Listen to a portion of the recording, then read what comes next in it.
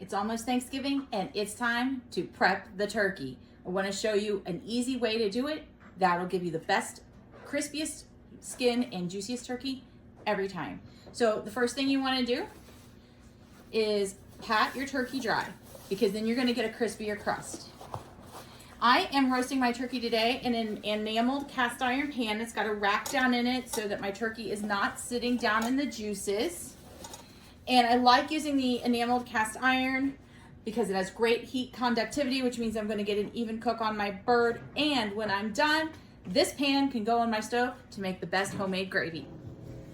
So what I do with my turkey is I put some herbed butter. I just softened a stick of butter and I used some herbs de Provence seasoning, just a cap full of that. And I like to take my turkey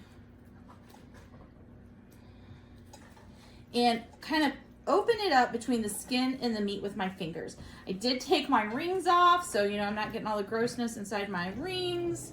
And I see I kind of put my fingers up under there, and I'm gonna do it on this side too. And what we're gonna do is we're gonna take that herbed butter, that herb softened butter, and we're gonna put it between the skin and the meat. And that is gonna give us a very, very moist, flavorful bird. There we go. All right, so I just kind of take a scoop of butter in my hands and stick it up in there between the skin and the meat. I'm doing it on both sides here. I don't know if you can see that really well. So we're gonna get some really good flavoring. I just use the whole stick until it's gone and kind of massage it up in there. Kind of push it up a little bit there with on the outside. Yeah, there we go. And then on where the neck is.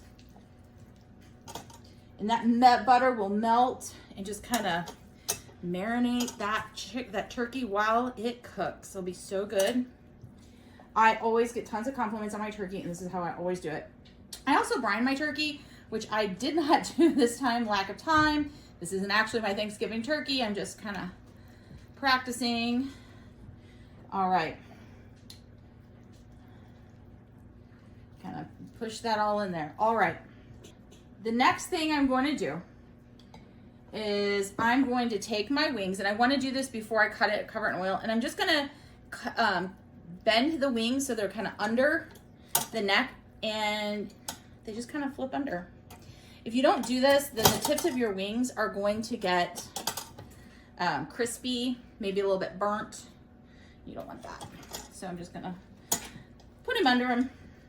And I like doing this before I coat it in oil, because then it's not as hard to do. I'm gonna pat him off a little bit more. Then I take some canola oil or vegetable oil, and I put some more of that herbs de Provence in it, and I'm just gonna liberally coat him with the oil. That way we get a good crispy skin.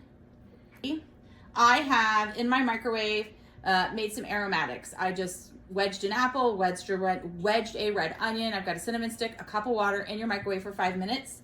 I'm gonna pour this in the cavity.